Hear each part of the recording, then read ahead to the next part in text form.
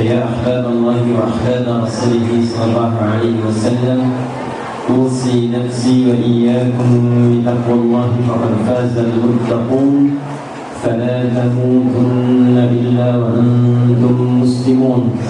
فقال تعالى: يا أيها الذين آمنوا اتقوا الله حق تقاته ولا تموتن إلا وأنتم مسلمون. Yang kami hormati, kita muliakan, dan semoga Allah Subhanahu wa Ta'ala merahmati ini mama jadi pandai para ulama, tokoh masyarakat, Pak Wagub. Ini jemaah kami di Lampung yang sekarang kembali ke daerahnya dan Allah amanahkan jadi wakil bupati. Semoga seluruh kita dirahmati dan diridhoi oleh Allah Subhanahu wa Ta'ala. Para hadirin sekalian yang kami muliakan, pertama saya minta maaf duduk sedikit lebih tinggi dari Bapak Ibu sekalian. Tidak menunjukkan satu hal tertentu, boleh jadi Bapak Ibu lebih mulia di hadapan Allah Subhanahu wa Ta'ala dibandingkan kami yang duduk di sini. Ini hanya sekedar nampak terlihat saja. Ini pun sudah diminta berdiri oleh para ibu. Nanti kita bagi waktunya ya Bu. Bismillahirrahmanirrahim.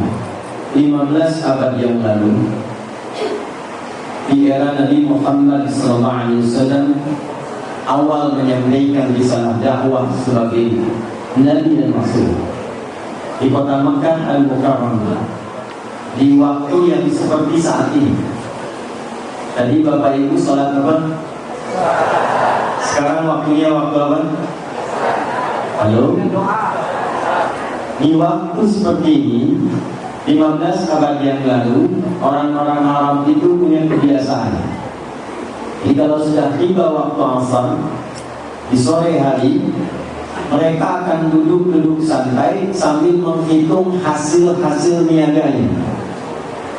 Jadi nanti di zaman Nabi itu ada 4 golongan yang diistimewakan oleh masyarakat.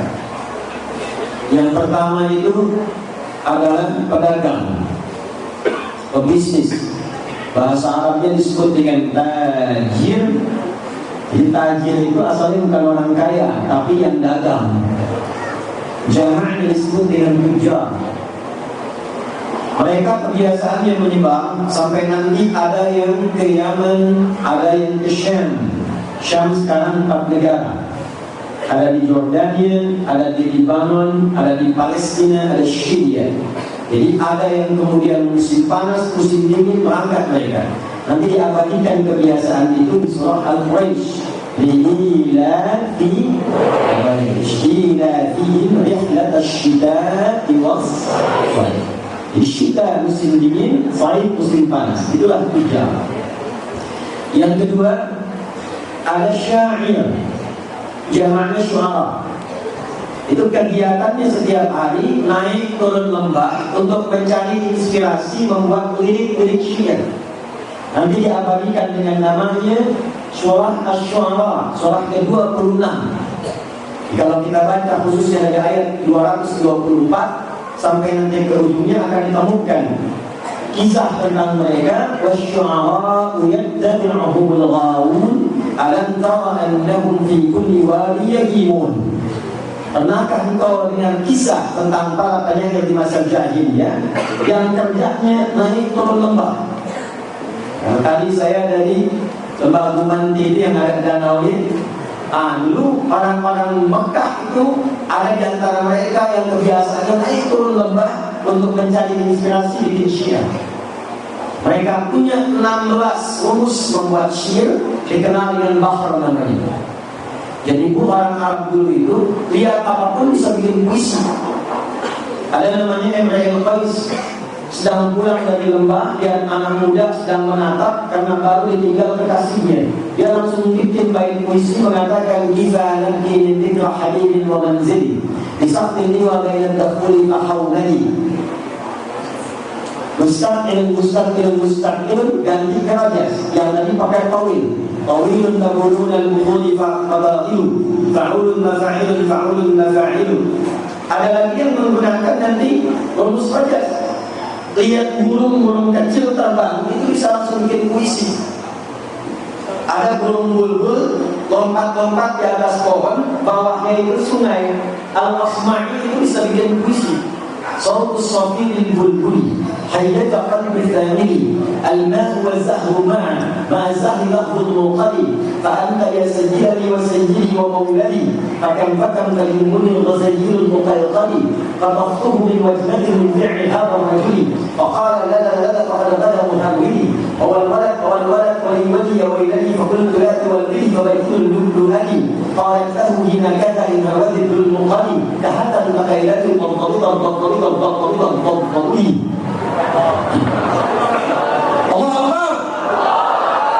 puisi tentang burung bulbul. Nah itulah syuara. Yang ketiga, dukun.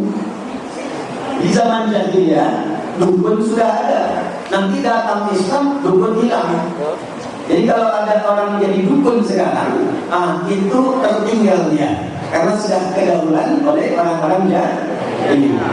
Dukun sudah. Yang keempat sahir, tukang santet. Dua ini kerjaannya setiap hari bikin jimat. Nanti siapa yang paling berhasil, paling bagus, paling efektif, 4 golongan ini akan diangkat menjadi golongan terhormat. Maka nanti setiap sore seperti ini persis, mereka akan berkumpul di tempat-tempat khusus tertentu yang nanti setiap pakannya akan dilombakan di satu bukit, di tempat-tempat kumpul namanya aswaq. Nanti ada suq Dumatul Jannah, suq Waqah, dan puncaknya mereka akan berkumpul di dekat Ka'bah di satu bukit besar namanya Jabal Qudais. Supaya tidak membayang-bayangkan, ini saya berikan ilustrasinya. Lokasinya di mana sekarang? Nanti insya Allah kalau Bapak Ibu umrah, haji, mudah-mudahan yang belum haji belum mampu dipercepat insya Allah. Tak cukuplah dengan amin. Siap kan? Baik. Ini kalau nanti berangkat haji atau umrah di tempat kumpul-kumpul orang alam dudukin, ini kelihatan di sini. Ini sudah ketiga kali saya tanya, memang cuma di Sumatera Barat ibu-ibunya belum saya tulis sudah kelihatan. Ini ada hotelnya namanya Hotel Zamzam yang ada jam kadang malam di atasnya. Ini ada sofa. Ini berat sedikit nih. Di sini ada Hilton. Hilton yang lama karena nanti ada yang baru di belakang ini. Warnanya keren. Nah ini kediaman atau rumahnya sahabat Abu Bakar As-Siddiq di sini.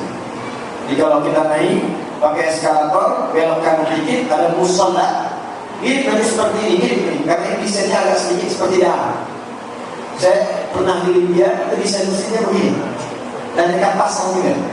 Ya, dekat pasang, nanti ada sejarahnya. Nah nanti di sini depannya itu ada toilet di sini. Ini ada kipas angin ini. Nah ini parlemen Quraisy di sini kumpul-kumpul ini. Tokoh-tokoh Quraisy. Jadi yang kayak Abu Jahal, Abu Lahab, dan Abu yang kayak gitu, nah kumpul sih. Ini mereka yang telah nanti merencanakan al-amru terhadap Nabi SAW. Ka'bahnya di sini. Tempat kumpulnya di situ, nanti puncaknya akan di sini. Ini nyebrang sedikit. Di sini ada bukit besar. Sekarang di atasnya ada istana. Nah ini yang disebut dengan Jabal Qudais. Kalau ke arah sini nanti turun, kita ke bawah. Bisa ke arah tempat lahirnya Nabi SAW. Dari sini belok kanan. Di sini ada security, CCTV warna putih menghadap ke sini. Lurus ke sini sampai ke ujung ada 35 kipas angin. Itu sudah saya hitung. Kalau Bapak Ibu ke sana tambah jadi 36, dan tambah 1 kipas angin. Nah ini di sini dikumpulin. Namanya Jabal Qudais. Setiap asar seperti sekarang ini. Jadi sebelum sampai ke sini mereka pemanasan dulu. Yang berniaga, berdagang, hitung-hitung berapa hasil yang dikumpulkan. Yang sudah bikin puisi dikoleksi, berapa lirik yang sudah bisa dibuat. Yang bikin jimat, jampe-jampe diuji coba. Itu setiap waktu seperti ini. Sehingga pekerjaannya setiap hari Berangkat, kumpulkan, hitung-hitung. Berangkat, kumpulkan, hitung-hitung. Nanti setiap pekan, mereka mulai dari hari Ahad, nanti sampai hari Kamis beraktivitas. Hari yang ke-6, yang sekarang kita sebut dengan Jumat, mereka namakan Yaumul Arubah. Yaumul Arubah, hari berkumpul untuk membangga-banggakan diri sebagai orang Arab yang sukses. Itulah jahiliyah. Jadi kegiatannya tiap harinya kumpulkan, cari, kumpulkan, kerja, hitung lagi. Kerjanya hanya untuk dunia saja. Akhir pekan tinggal koyak-koyak, akhir pekan tinggal lomba-lomba. Siapa yang terbaik nanti diukir prestasinya di dinding Ka'bah. Karena itu syair-syair yang terbaik nanti akan dituliskan dengan tinta emas. 7 terbaik dituliskan dengan tinta emas, ditempelkan di dinding Ka'bah, disebut dengan al-mu'allaqat as-sab'ah. Itu yang nanti di masa Islam akan dirubah dengan kain kiswah dan diganti tulisannya dengan Al-Quran. Asalnya begitu.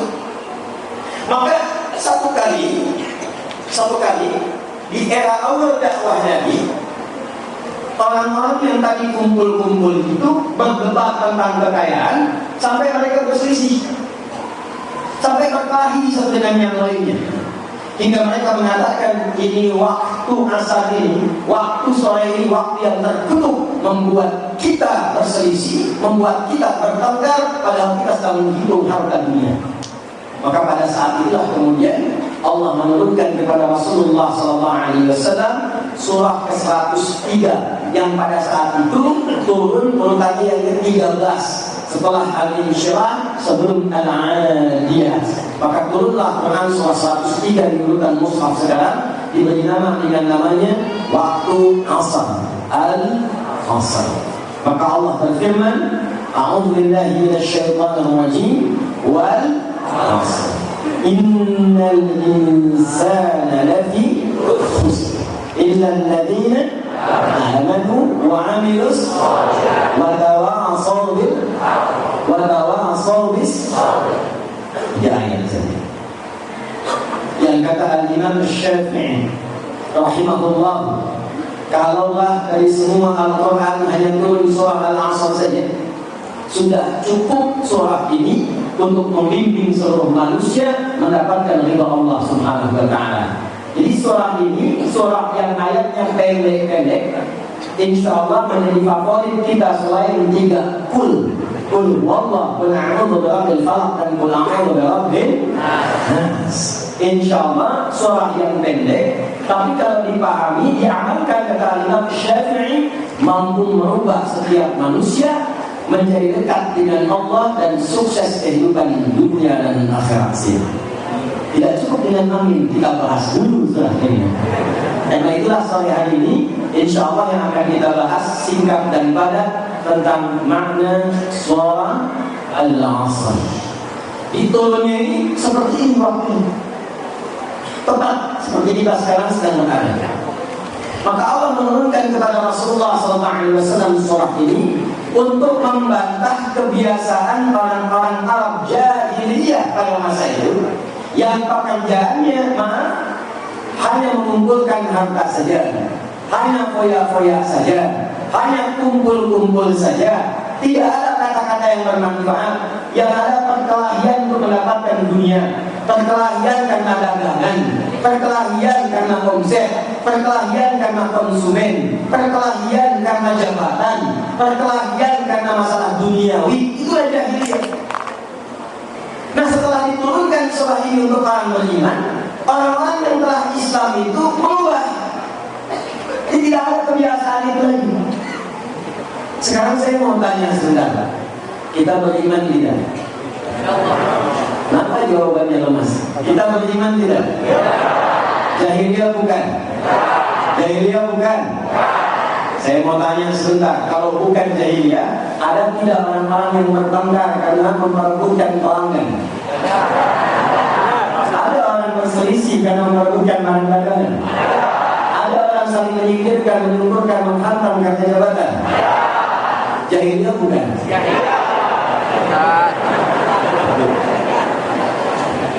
Berarti balik lagi dong dari 15 tahun yang lalu. Karena itu penting bagi kita untuk memperbaiki diri, karena kita tidak tahu kapan kita berpulang kepada Allah Subhanahu wa Ta'ala. Mari kita bacakan wal wawunya di situ fungsinya qasam. Qasam itu artinya sumpah yang tegas. Bukan sekedar sumpah, sumpah yang tegas. Allah itu kalau sudah berfirman tidak bersumpah pun sudah tegas.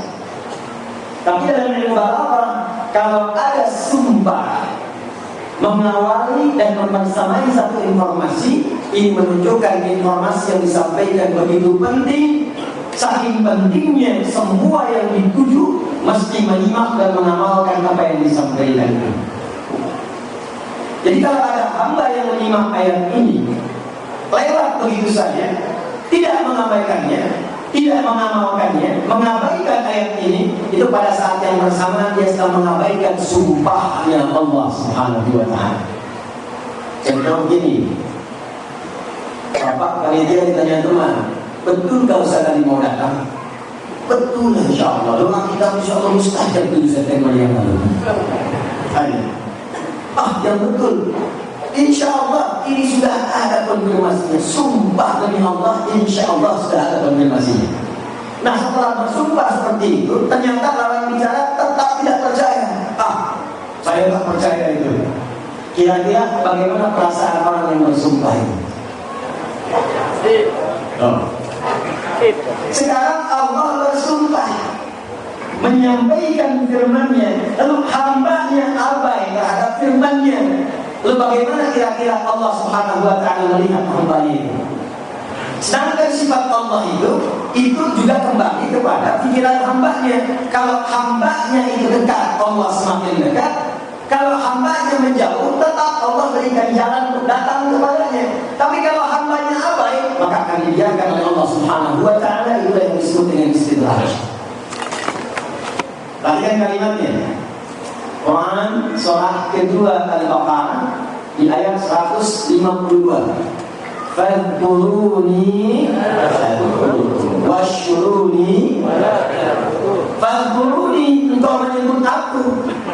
Ingat sama Allah. Ingat. Kalau kita ingat, langsung Allah pun akan ingat. Cepat. Termasuk bab doa. Doa itu kalau ingin cepat dikabulkan oleh Allah, maka rumus cepat dalam Al-Quran itu kembali kepada ingatan kita kepada Allah.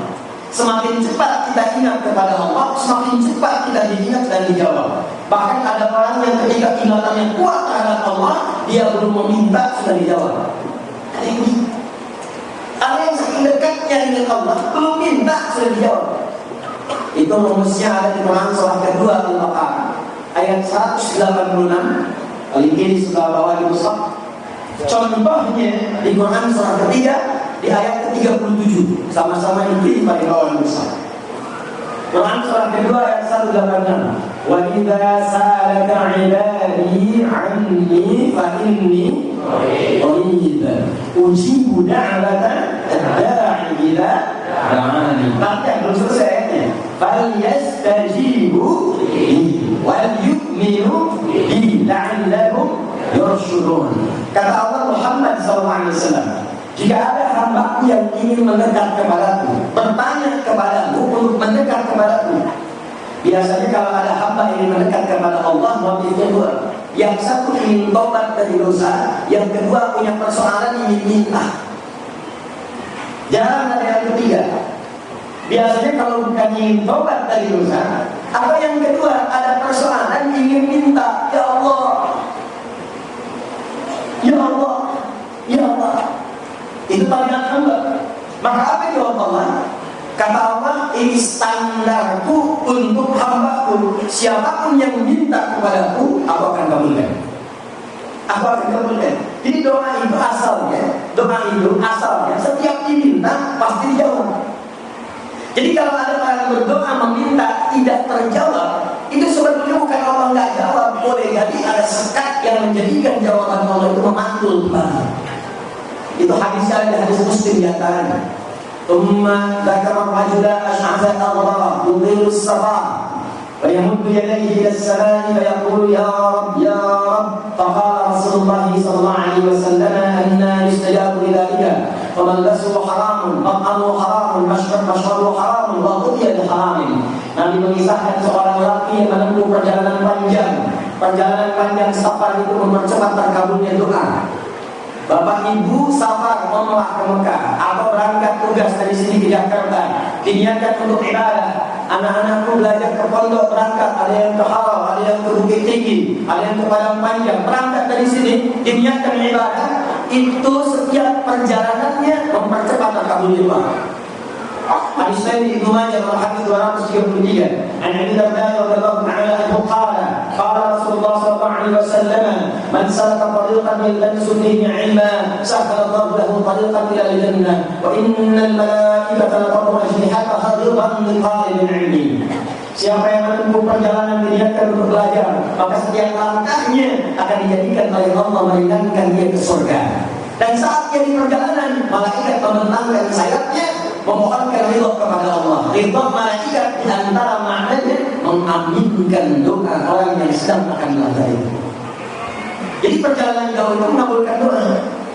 Kedua, yang yadayhi ila sama, dia mengangkat tangannya ke langit. Bang mengangkat tangan itu yang standar ini.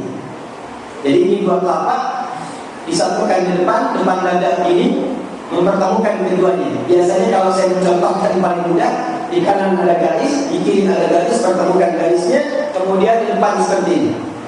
Nanti semakin hajatnya tinggi, semakin ke atas seperti itu. Tapi nanti dalam Jumatan saya coba mengangkat kemudian bagian telunjuknya sebagai standar. Nah ini mengangkat tangannya begini. Mengangkat tangan itu mempercepat jawaban dibandingkan yang tidak mengangkat tangan. Itu hadis sahih. In qala Rasulullah sallallahu alaihi wasallam, kita dengan hadis ya, supaya lebih kuat. Inna Allaha hayyun karimun. Allah itu sungguh sangat perasa dan akan sangat merasa malu kalau ada hamba mengangkat tangannya begini dan tidak dijawab lagi. Itu jawaban Nabi kepada orang yang mengatakan dan bertanya pada Rasulullah, ya Rasulullah, bagaimana kalau aku berdoa mengangkat tangan, apakah dikabulkan? Kata Nabi, bagaimana menurutku kalau ada orang memohon kepadamu dengan mengangkat tangan begini, apakah aku akan dikabulkan? Kata orang itu, aku malu kalau aku tidak memberi dan mengabulkannya. Maka kata Nabi, Allah sangat maha merasakan dan lebih malu kalau hamba yang memohon mengangkat tangan dan tidak mengabulkannya. Yang ketiga, dia menyebut ya Rabb, ya Rabb. Itu termasuk al-asmaul husna. Berdoa dengan dimulai dengan al-asmaul husna, mempercepat jawaban doa dibandingkan dengan tidak menyebut al-asmaul husna. Itu sahih. Pertama dalilnya ayat Al-Quran surah 17 Al-Isra dan ayat 110. Allah Subhanahu wa ta'ala berfirman, "Qulikullaha awidhur rahman ayyamma tad'u falahul asmaul husna." Hambaku, kalau engkau punya hajat, punya kesulitan, punya permohonan, sebut namaku kata Allah, minta ya Allah. Makanya di lisan kita kadang refleks, kepleset pun kita bilang ya Allah. Hujan, jemuran belum berangkat, ya Allah. Itu fitrah, ingin minta pertolongan. Atau sebut Ar-Rahman, atau kata Allah, kamu punya masalah apa? Aku telah berikan, bentangkan nama-nama terbaikku untuk mengabulkan semua hajatmu. Namanya itu disebut dengan Al-Asmaul Husna. Jadi Al-Asmaul Husna itu nama yang Allah khususkan untuk mengabulkan semua hajat kita. Butuh rezeki, ya Allah ya Razzaq. Mau belajar supaya ditambah ilmunya, ya Allah ya Alim. Punya masalah supaya disabarkan, ya Allah ya Sabar. Punya persoalan supaya dibuka solusinya, ya Allah ya Fattah. Ada lebih dari nama-nama kebaikan sampai itu menjadi 99 nama. Maka seorang sahabat salat di samping Nabi sallallahu alaihi wasallam, ketika dia salam dari salatnya, maka dia berkata, perhatikan, Allahumma yas-samad. Allahumma yas-samad. Perhatikan kalimatnya. Allah juga menyebutkan Allahumma ya ahadus samad alladzi lam yalid wa lam yulad wa lam yakul lahu kufuwan ahad. Riwayat lain mengatakan Allahumma usyhidu annaka antallahul ahad as-samad alladzi lam yalid wa lam yulad wa lam yakul lahu kufuwan ahad. Allahumma inni astaghfiru laka. Ya Allah, aku bersaksi hanya Engkau Tuhanku. Aku bergantung kepadamu, engkau tidak beranak dan tidak diperanakan, dan tak ada sekutu bagimu. Aku hanya bermohon kepadamu. Ya Allah, aku tidak minta banyak, aku cuma minta tolong ampuni dosaku. Apa komen Nabi pada waktu itu? Kata Nabi, laqad da'a Allah bismihil azam idza du'iya bihi ajaba wa idza su'ila bihi 'ata. Orang ini telah meminta kepada Allah dengan menyebutkan nama al-asmaul husna tertinggi Allah, yang kalau dimintakan dengan itu semua permintaan akan dijawab, semua doa akan dikabulkan. Orang tadi yang saya sebutkan di awal, laki-laki tadi menempuh tiga-tiganya, perjalanan jauh. Yang kedua mengangkat tangannya ke langit begini, dan yang ketiga menyebut al-asmaul husna. Tapi apa komen Nabi? Sekarang kan musim komen ya, like, share, and comment. Tapi yang komen Nabi, kata Nabi, anna yustajabu lidhalik. Doanya bagus, caranya bagus, tapi sulit rasanya untuk mendapatkan jawaban. Allah kabulkan cuma mantul. Kenapa?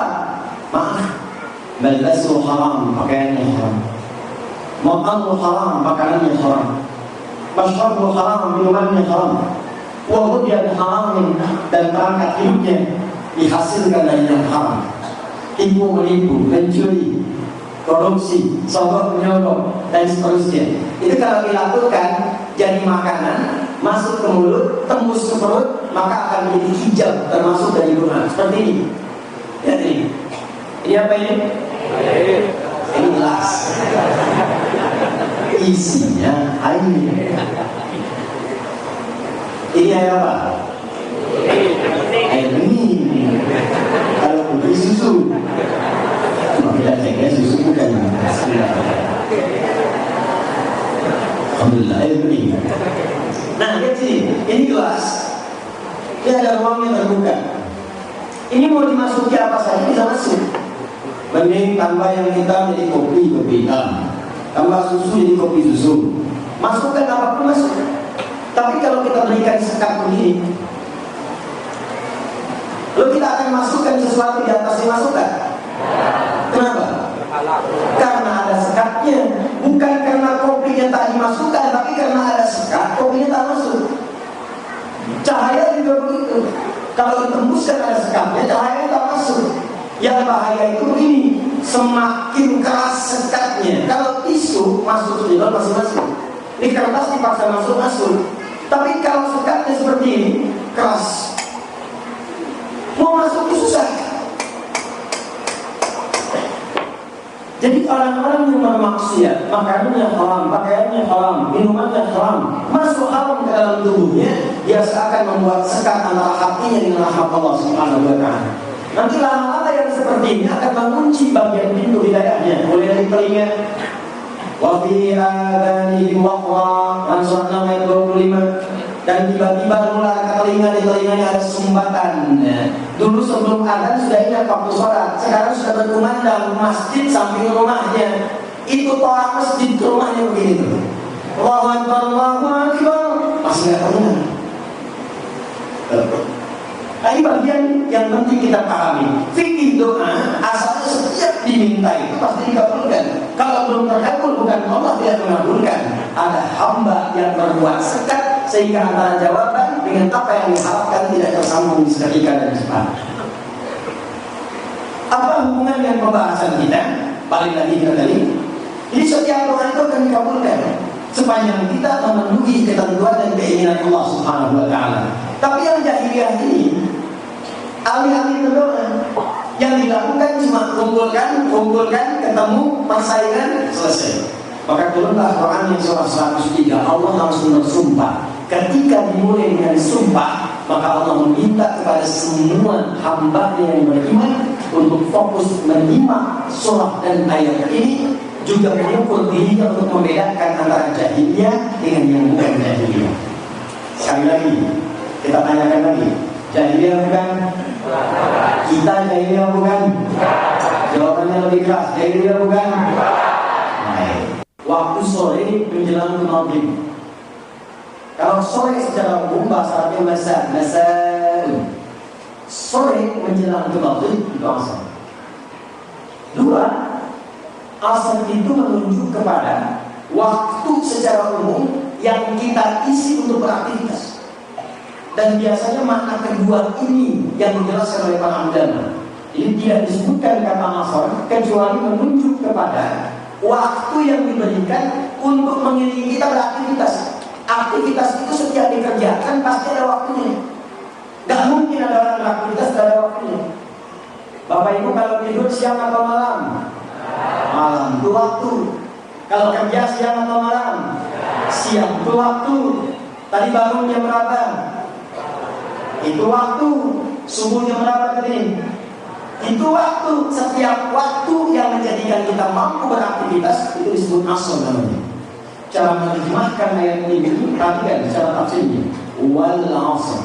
Kata Allah, aku bersumpah demi waktu kesempatan yang aku berikan pada setiap hambaku untuk beraktivitas. Innal insana lafi. Yuk kita bahas setiap hurufnya. Saya senang karena saya dari kecil cinta Quran. Dari kecil. Kalau kecil bahasa bilangnya KTM.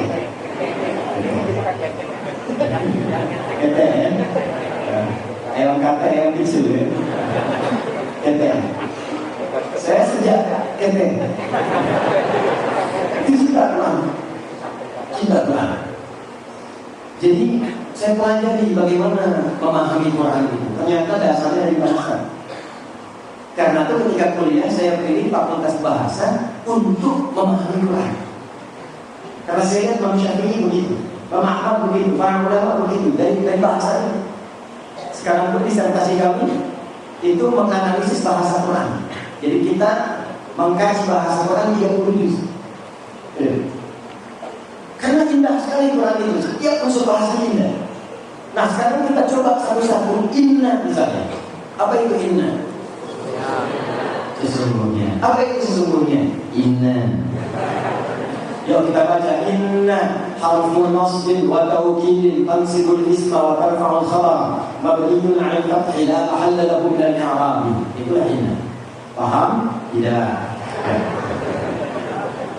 Inna itu harfun nasbin. Kalau diharakat menjadikan kalimat harakat fathah pada tunggal atau kasrah pada jama' pada umumnya. Tapi dalam ilmu balaghah, nasab itu artinya nasaban rajulun asabu fil ardi. Seseorang menancapkan tongkat di bumi dengan kuat sehingga tongkat itu tak goyah begini. Wah, itu nasab. Jadi kalau ada kalimat dibuka dengan inna, maksudnya tancapkan ayat itu, informasi itu dalam hatimu sekuat-kuatnya, jangan goyah. Itu inna namanya. Wa tawkidin, kuatkan. Jadi kalau ada kita baca Al-Quran dibuka dengan inna, nah pendek inna, ya inna itu artinya ayatnya saking pentingnya kata Allah, tancapkan dalam hatimu, jangan goyah, kuatkan, jangan sampai lemah. Apa yang dikuatkan itu ya Allah? Kata Allah, hei, aku berikan kepadamu waktu kesempatan untuk beraktivitas sehari 24 jam, sepekan 7 hari, sebulan 29 atau 30 hari, setahun aku berikan waktu. Cuma sayang, dari sekian yang aku berikan itu, innal insana, tancapkan dalam jiwa yang paling dalam. Semua manusia aku berikan kesempatan beraktivitas itu. Al-insan disebutkan 65 kali dalam Al-Quran. Tahan tanda. Bu.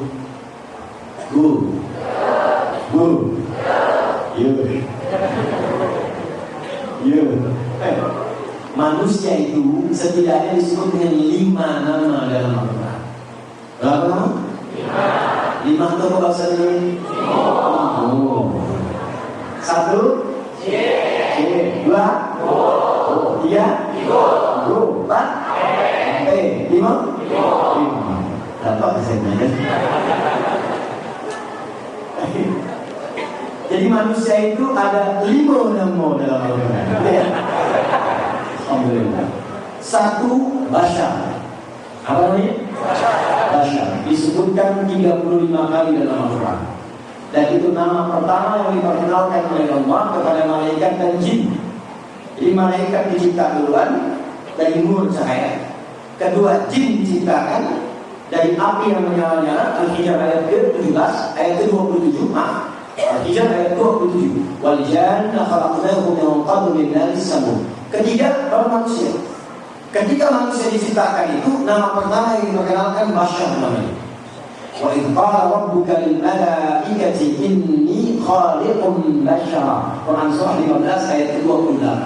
Singkatnya begini, Bashar itu makhluk yang punya penampakan kulit yang baik plus punya nafsu. Itu Bashar.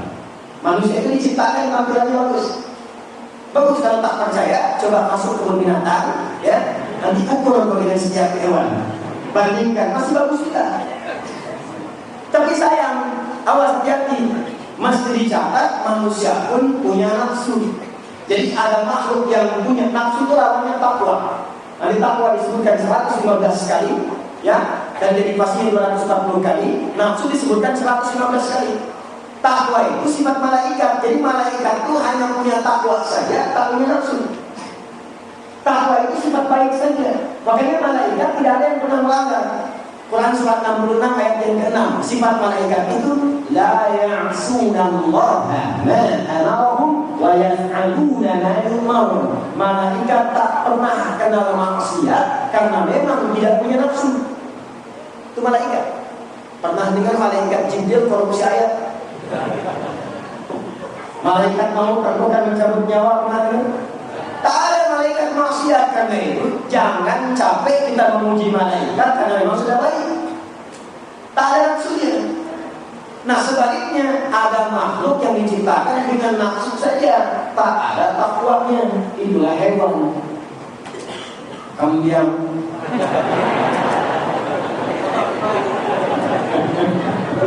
Sapi itu tak punya takwa, punyanya nafsu saja.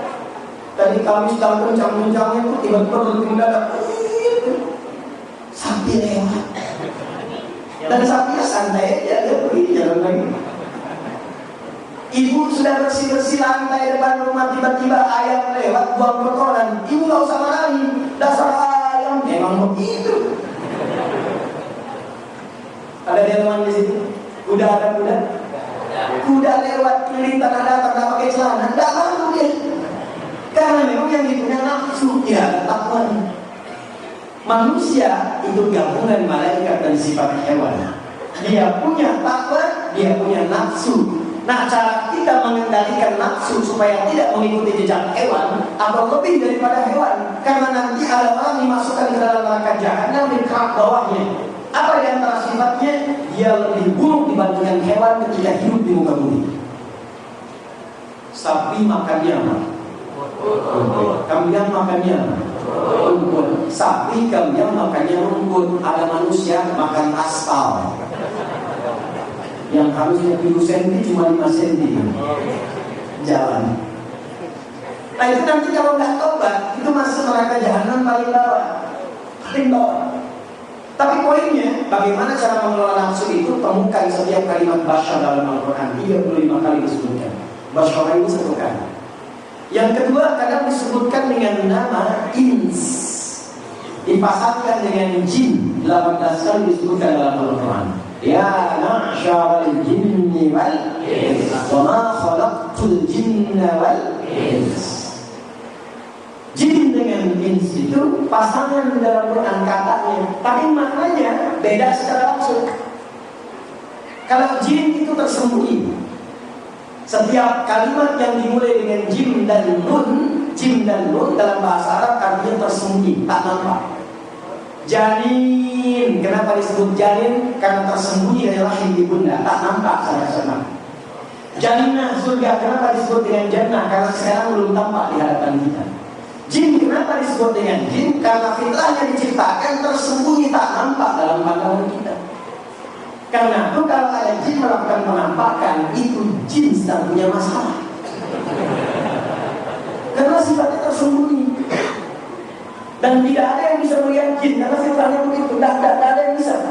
Kalau ada manusia mengatakan saya bisa melihat jin, itu artinya manusia itu sedang kesurupan jin. Betul, karena hanya jin dengan jin yang bisa melihat jin. Ingat ini.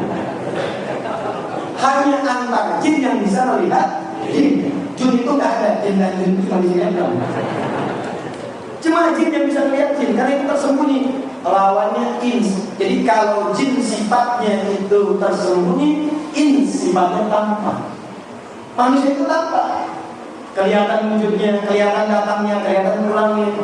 Nah, ini memberikan kesan kepada kita kalau ada manusia yang suka sembunyi-sembunyi. Bapak pulang ke rumah, ada pintu depan, sembunyi-sembunyi lewat jendela. Ibu cari dompet suami, sembunyi-sembunyi. Kawan ketemu kawan dari jauh kelihatan langsung pergi sembunyi. Ini menunjukkan bahwa manusia itu sedang, bukan jadi jin, sedang bermasalah. Itulah ins. Jin itu kasar, ins halus. Jadi yang makhluk halus itu tidak, bukan jin. Jin itu kasar. Makanya kalau ada orang kemasukan jin, tidak ada yang jadi lembut. Nah, manusia itu disebut ins, kata dari Allah, dia sudah punya bawaan lembut. Makanya kenapa kok ada orang yang kasar? Nanti ada babnya sendiri disebut dengan makhluk. 3, saya cepat. Dari ins menjadi nas. Jadi apa? Minal jinnati wan. Disebutkan sebanyak 241 kali dalam Al-Quran. Nas menunjukkan sifat sosial. Artinya tidak ada manusia yang hidup bisa hidup dengan sendiri. Kita butuh orang lain. Anak butuh orang tua butuh anak. Ustaz juga sama, butuh jamaah butuh ustaz. Tidak ada ustaz ceramah sana sini jamaahnya kosong. Semua saling melengkapi. Karena itu tidak boleh ada orang yang egois dalam kehidupan. Jadi fikihnya adalah nanti fikih sosial. 4, Bani Adam. Apa namanya? Disebutkan 7 kali dalam Al-Quran. Apa 7 bahasa namanya?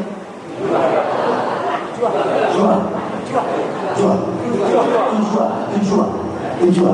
Disebutkan 7 kali dalam Al-Quran. Bani Adam.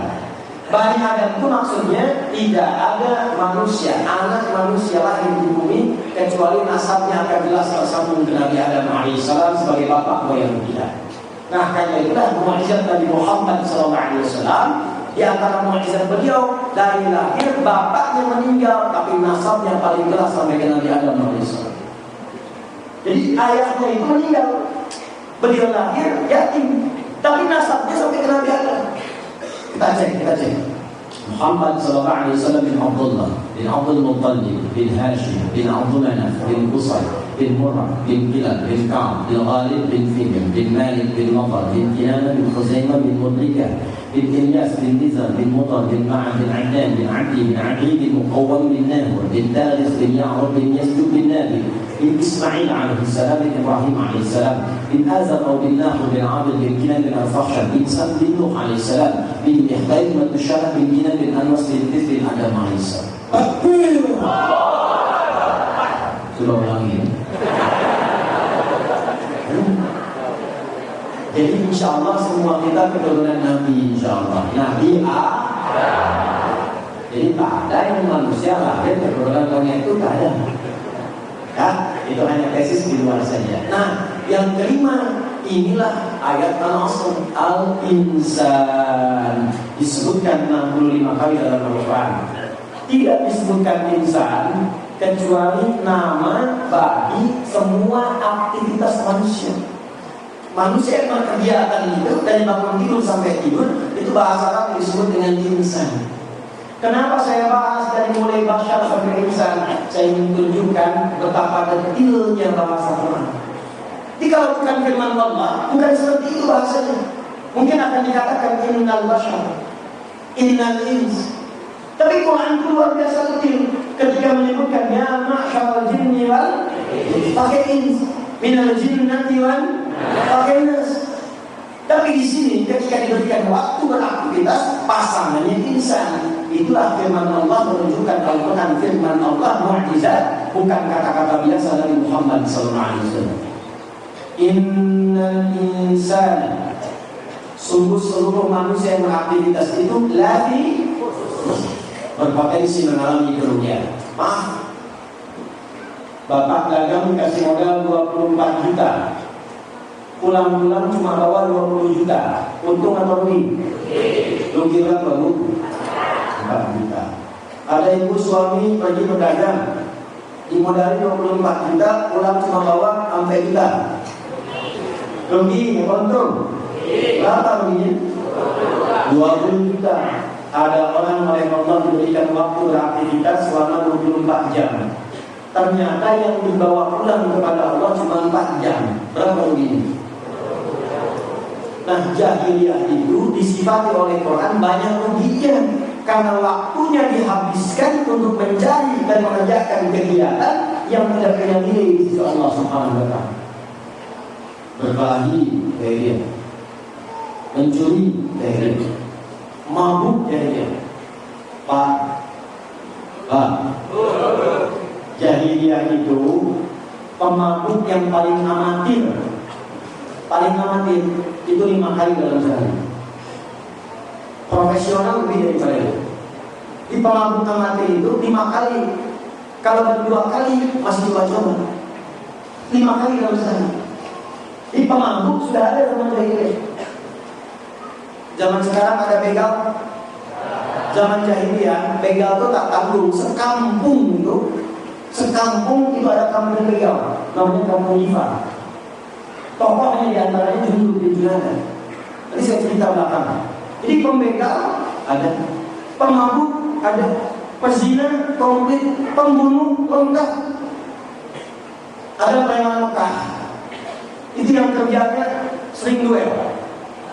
Ada di antara yang paling kuat, tokoh yang paling kuat itu selalu menantang kepada orang-orang sekitarnya. Kalau berani dengan saya bertemu di Bukit A, tapi sebelum datang kami dulu pada ibu yang telah melahirkannya, karena dia akan pulang tanpa nama. Ini saya cerita siapa dia. Itu semua komplit, lengkap. Jahiliyah. Nah itu oleh Allah diberikan nafas gratis, udara gratis, kesehatan gratis, 24 jam supaya beraktivitas. Tapi ternyata aktivitasnya tidak ada yang bisa dibawa pulang menghadap Allah Subhanahu wa Ta'ala. Perhatikan rumusnya begini.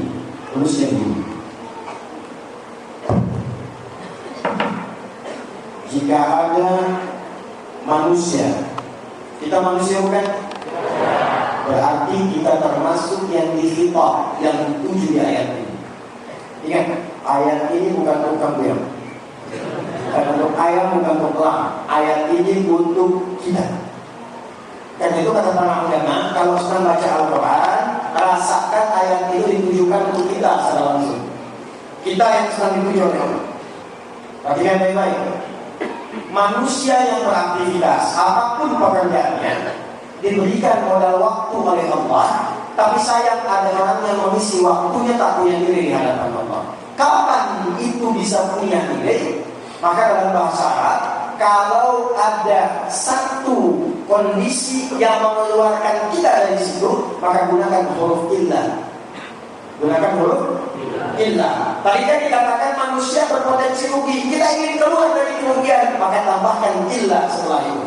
Wal 'asr innal insana lafi illah. Nah, yang setelah illah itulah ini yang benar. Yang setelah illah itulah itu yang bermanfaat. Maka ada berapa kegiatan yang bermanfaat menurut Allah dalam surah ini yang dibimbingkan kepada kita? 1. Illal ladzina alladzina amanu. 1.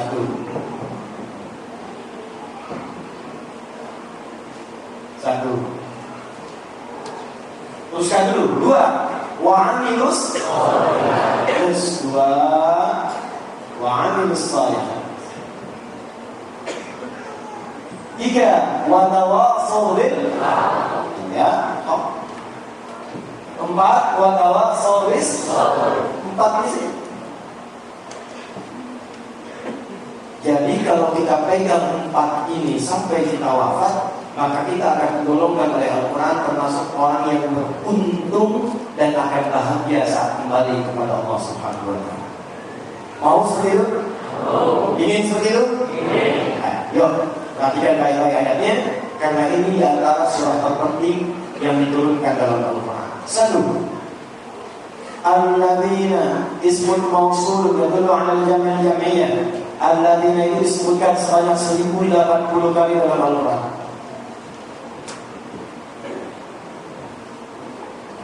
Mencakup semua kalangan tanpa kecuali. Laki-laki, perempuan, tua, muda, besar, kecil, kaya, cukup, semua tanpa kecuali. Yang punya jabatan dunia, yang tak punya jabatan dunia, pejabat, rakyat, diplomat, birokrat, pedagang, pebisnis, semua tanpa kecuali. Artinya apa? Artinya Allah menginginkan semua hamba-Nya itu bahagia.